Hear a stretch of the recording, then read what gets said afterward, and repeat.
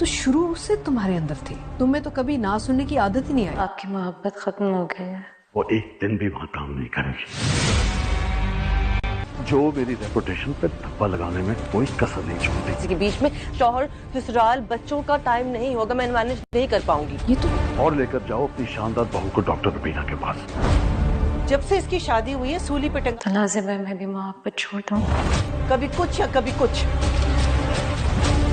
मैं आपको समझाती रही कि मेरी पढ़ाई, मेरी हाउस जॉब, मेरी रेजिडेंस टंगा के रखा हुआ इसने हमें। पुरानी यादों को साथ लेकर जाओगी तो मूव ऑन कैसे करोगी?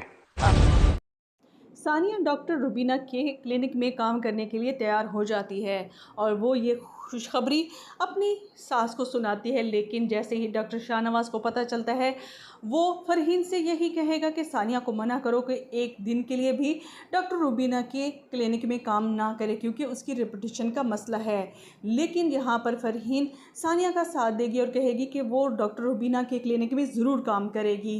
लेकिन डॉक्टर शाहनवाज को ये बात बिल्कुल भी हज़म नहीं होती, इसीलिए तो वो उसके मैके में फ़ोन करता है और उसकी माँ को कहता है कि वो सानिया को समझाए। सानिया की माँ अपनी बेटी को काफ़ी ज़्यादा डांटती और कहती है कि जब से तुम्हारी शादी हुई आए रोज़ तुम कुछ ना कुछ ड्रामा क्रिएट करती रहती हो और तुमने एक दिन भी हमें सुकून का जीने नहीं दिया। तब सानिया को भी गुस्सा आ जाएगा और वो अपनी माँ से यही कहेगी कि मैंने तो उस वक्त कहा था कि मैंने अभी जॉब करनी है, मैंने अभी काम करना है, मैं अभी शादी के लिए और ना ही बच्चों के लिए तैयार हूँ। आप लोगों ने ही ज़बरदस्ती मेरी शादी कर दी थी, वरना मेरा तो अभी करियर काफ़ी ज़्यादा आगे जाने वाला था, लेकिन मैं इन झमेलों में फंस कर रह गई हूँ। दूसरी तरफ फैज़ान और मीना के रिश्ते में जो दरार आ चुकी है वो तो अब फुलफ़िल हो ही नहीं सकती, इसीलिए मीना उसे डाइवोर्स लेकर इस घर से जाने वाली होती है।